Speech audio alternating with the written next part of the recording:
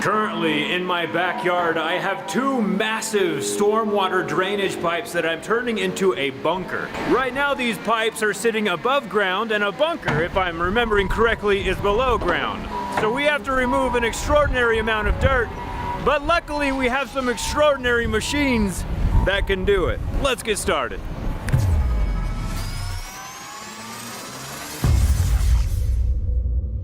Throughout my backyard bunker project, I've tried to keep the cost down as much as possible. But by trying to do that, things actually ended up being more expensive. I'll explain, of course, but fun fact, cranes are a whole lot less expensive than I thought. I'll keep you updated on the prices as we go, of course, so my mistakes can be avoided by anyone following in my culvert bunker footsteps, because I'm sure that I'm not the only one who wants to build a bunker in my backyard.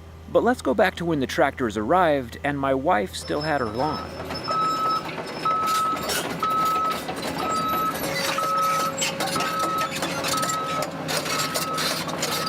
I think this backyard bunker project finally became real for my wife about when the lawn started disappearing. But I'm hoping that we'll have the hole dug, the backyard bunker finished, and new grass put back on top within just a few weeks. Fingers crossed. We have two machines going at the same time, because teamwork makes the dream work. The excavator with its long arm will scrape away the dirt and dig the hole, while the loader with its large bucket will move the dirt away from the hole and into piles or into awaiting dump trucks.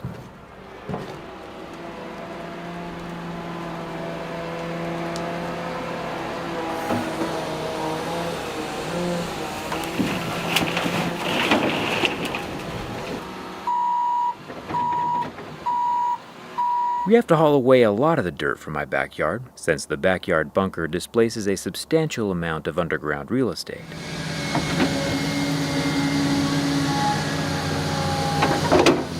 Oddly enough, here in the city, there's not that many places that want the torn up grass, since it isn't clean fill. Organics biodegrade over time and settle, and most construction sites, or places looking for clean fill, want gravel, sand, rocks, or stuff that can be compacted to make solid foundations.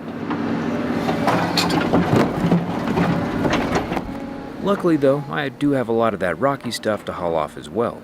And there's a construction site a few miles away that will take all of our extra dirt for free, as long as we truck it over there ourselves.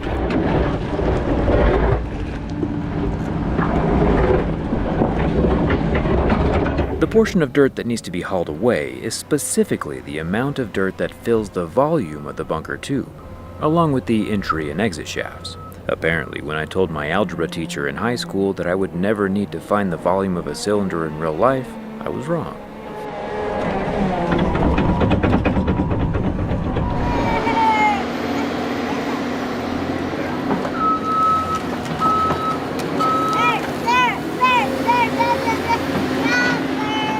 To find the volume of my culvert bunker tube, we take pi, which is 3.14, and times it by the radius, which is 6 feet, and times that by the height. Or in my case, since it's horizontal, the length.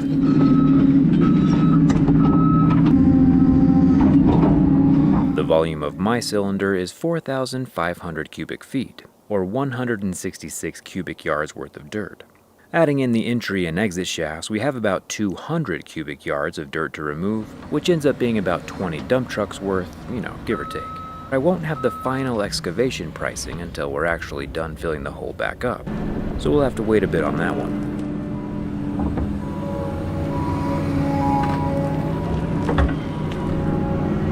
And of course, we did dial 811 before digging, since it's a free service here in the USA that comes to mark any utilities or gas lines, none of which ended up being in my backyard, but it's always better to be safe and know for sure. Speaking of potentially dangerous situations, I should probably go see what my wife thinks of all this. Huge thanks to the Narwhal Frio for sponsoring this video and making sure that the dirt from outside doesn't contaminate my house on the inside.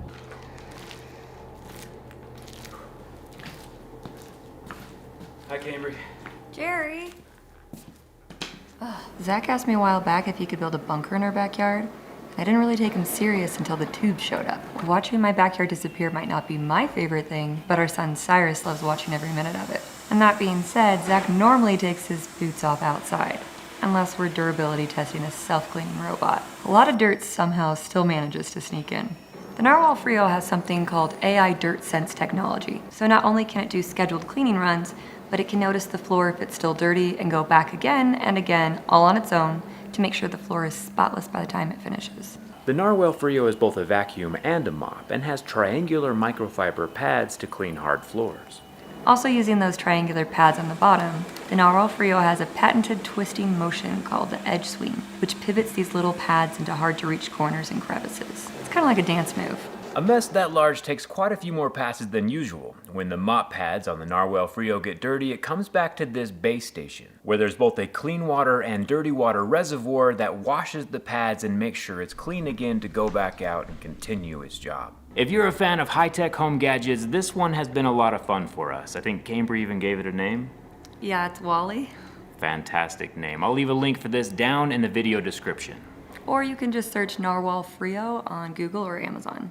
And now that the dirt inside is taken care of, I gotta get back to the dirt on the outside. Huge thanks to Narwhal Frio for sponsoring this video. Dirt weighs a whole lot more than you might think. One single cubic yard of dirt, on average, weighs about 2,000 pounds. A single yard about maxes out the capacity of a normal-sized pickup truck bed. The sheer weight of dirt is one of the reasons why it's so incredibly dangerous working inside of a deep hole. Any crack of the wall or shift of the ground could drop an elephant's weight worth of dirt down on top of someone at the bottom in just a split second, and that happens all of the time. One way to help mitigate the risk is to slope in the walls, or in our case, add little terraces or steps.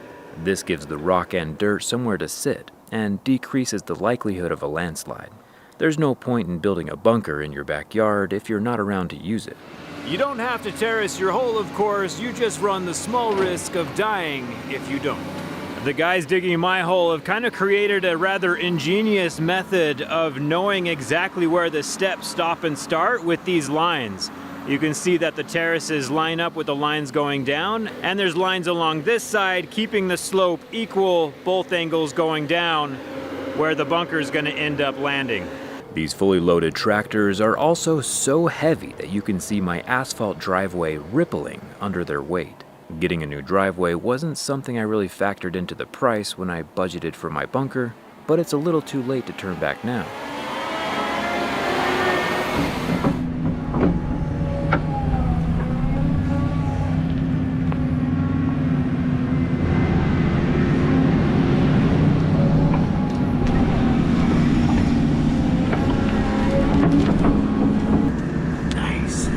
Looks like a giant mining pit in my backyard. In order for us to find the exact depth of this hole behind me, we have to use a giant measuring stick with a laser on it. The measuring stick itself is 25 feet tall, and we have the laser at 18 feet.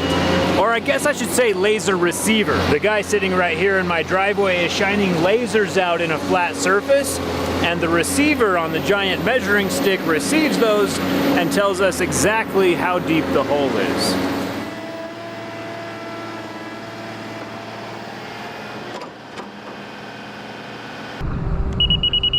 Lasers really are the solution to everything. My previous 3-year-old self would be so excited if he could see where I am right now with the superior view of an excavator. Pretty darn incredible, and I found an awesome rock. Take a look at this. I didn't even know rocks came in this color. But if you think about it, the rocks at the bottom of this hole probably haven't seen the light of day. Billions of years? Millions of years? It's been a really long time since this rock has seen the sun. Dang.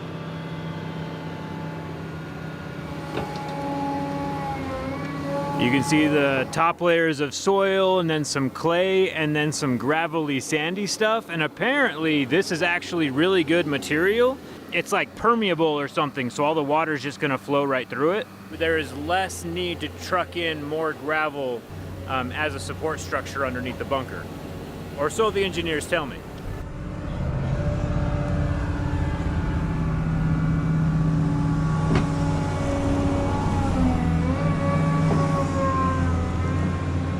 Still 18 feet down. This rock right here No one's seen this rock for a millennia. Look at that, it's pink. That's actually really cool.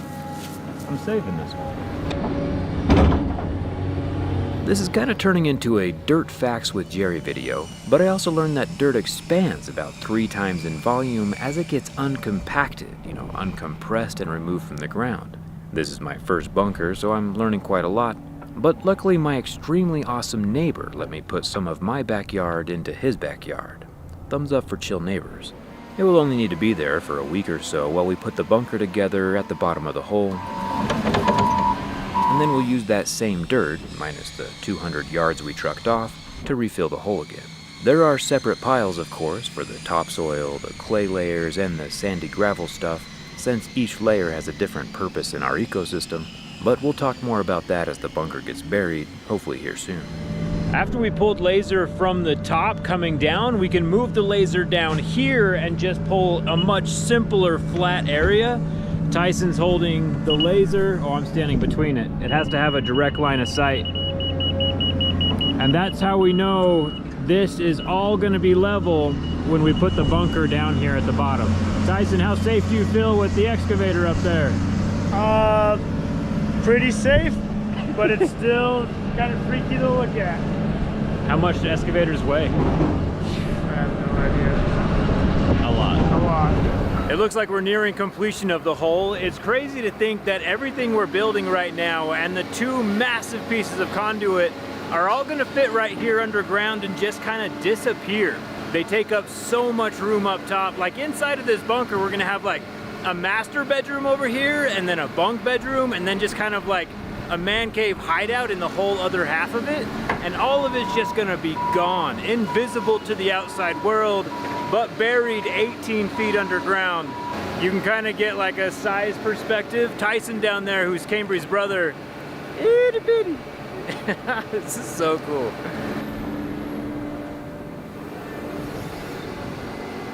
Super fun project. I hope you're enjoying it as much as I am. The craziest thing at the bottom of this hill, you can see kind of like the lines of whatever lake that was here before as it like dropped layers of sand onto the bottom and dried. The veins of like iron oxide sands distributed throughout the bottom of the bunker hole. Look at that vein. That's a nice vein. It's also super interesting where we marked with spray paint as the digging progressed. That has held the sand together and hasn't kind of like blown away with the wind. The different levels or weights of sand between the layers have blown away differently. It's super interesting. We just finished digging. We are 18.5 feet underground and the crane is just about to show up, so we have to be quick. If you want to own your very own piece of this project, we have an exclusive jar of dirt from 18.5 feet underground. Collected right here in my backyard, it probably hasn't seen the light of day in a million years. Yours to own for the very low price of $9.99. And to sweeten the deal, I have 25 of these 1-ounce bars of silver that I'm going to hide inside the jars of dirt. What's the point of digging a hole this deep if you don't find any treasure? However, if you don't happen to get a bar of silver in your jar of dirt, just remember that the real treasure are the friends we made along the way. The crane has arrived and the bunker is flying. Once this hole is buried, there are no more jars of dirt, so get them while you can.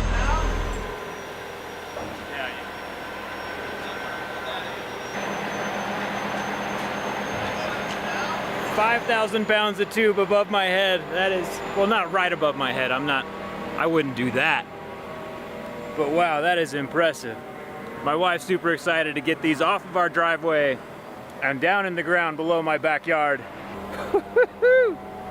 I'm excited, that's amazing. The excavator that dug our hole is actually pretty ridiculously strong, and originally we planned on using the excavator to move the pipes down into the hole, and it totally could have, but as we kept going deeper and deeper and deeper, we realized that the laws of physics weren't quite on our side, and the reach of the excavator was going to be a real problem. So we hired a crane, and it got here in one day and was very easily able to lift our 5,000 pounds worth of future bunker bits like it was nothing, up over the trees and down below grade, to sit in its new subterranean home. And honestly, the crane was worth every penny. For an entire day, this crane cost exactly $1,864. If I had to do this whole project over again, I would have just bought one 40-foot piece of culvert instead of two 20-footers, since messing around with the metal joining flanges in the last video was extremely expensive and time-consuming. My neighbor's scoping out the project. Tube number 2. A single 40-foot culvert would have reduced our flanges by 50% and made waterproofing the bunker a whole lot easier. Obviously, if our hole was a bit further from the tube, we would need a far larger crane, which would cost exponentially more. But in my case, with this size of crane, it's 100% worth it. I'll explain what we use the concrete blocks for later. Make sure you're subscribed so you don't miss this whole project coming together. Forbidden cotton candy. And back to the flanges that I wish we'd never had to deal with. Earlier, we did put a piece of rubber on the edge of one of the flanges so that when we finally did bolt the two halves together with grade 8 hardware, the rubber would help create a tight seam between the two culverts. With bolt tubes in the ground, we are trying to get them bolted together. Previously, we put kind of like a rubber gasket around the exterior of it. So when we do clamp them together, it'll be watertight. Getting the bolt holes to line up has been a little more difficult than we anticipated. We're trying to line up the paint marks here with the paint marks over there. Yeah, if this hole lines up with this hole, mint. The goal now is we're hooking the crane up to both tubes at the same time, and we're gonna lift up and see if we can pinch these two parts together and get our bolts through. So far we gotta find a better way to do this next time, if there is a next time. Took us a few tries to rotate and clock the culverts correctly. But when you're in this deep, failure is not an option.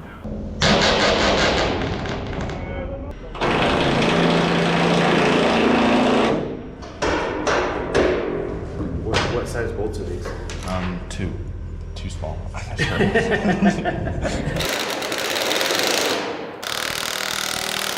And that ends chapter 3 of the Ground X Bunker Saga.